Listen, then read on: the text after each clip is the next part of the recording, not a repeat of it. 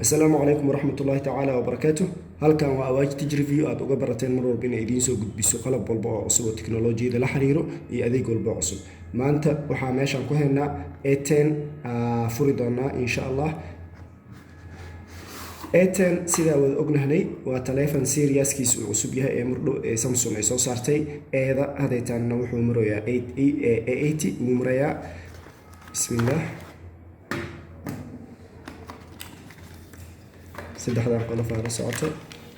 xarigiisa jaajarka waa kana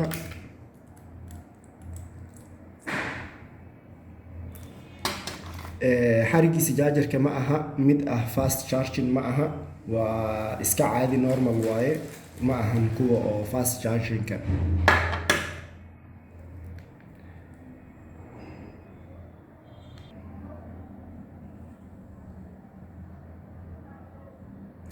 hadaytaan noo soo kacayaa Samsung Galaxy A10 ما شاء الله. description yar hadaa kasii bixino maskaxdiisa waxa waaye 32 GB waaye oo memory uu qaadana waa 1 terabyte maxaa la dhahayo kaleeto 2 GB oo RAM ah waaye shaashad kaamiradan inta aad ugu jeedaan waxa waaye 13 megapixel 13 megapixel waaye aadeen u fiican tahay oo wax marka ay duubayso ama ay sawirayso laakiin kaamiradan hore waxa waaye 5 megapixel waaye 5 megapixel kan selfie-ga wuxuu ku fiican yahay mar walba flash inuu wato sidoo kale tan shaashadana hadhow waxay ku noqonaysaa flash hadaytaan marka gudaha u sii galno waxaa la soo saaray A10 kan waxaa February 2019 waxaa suuqa la keenayna sidoo kale March 2019 la keenay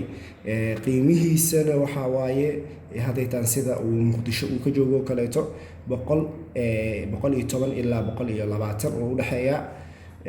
wuxuuna ku imaadaa telefonkan Android 9 by hadaytaan hadaan inta galno software information keena aad dhehno Android 9 waa ujeedaan maxaa la dhahaa waa kanaana looga reedi sidoo kale tan features walba oo Android 9 uu leeyahay sida night mode oo kaleeto uu leeyahay maxaa la dhahaa waa aad u fiican tahay ma sha Allah. sidoo kaleeto meeshan waxaa noogu sii qoran wax si detail ah ma ahan 6.2 inch waa shaashadiisa AMOLED ma ahan waa LCD